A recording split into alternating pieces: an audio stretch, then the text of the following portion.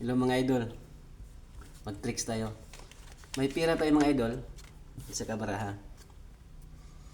Okay mga idol. Panoorin nyo lang mga idol kung anong gagawin ko.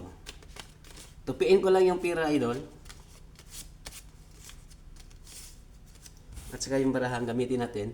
Ipasok ko dito sa pira. Okay? Tingnan nyo. Tingnan nyo mga idol ha. 1. Tingnan nyo ha. 1, 2, 3. Nakapasok mga idol. Okay, ngayon, ilain ganyan. Okay. At ito lang tricks natin ngayon mga idol. Oh. Hindi pa rin siya na butas. Buo pa rin.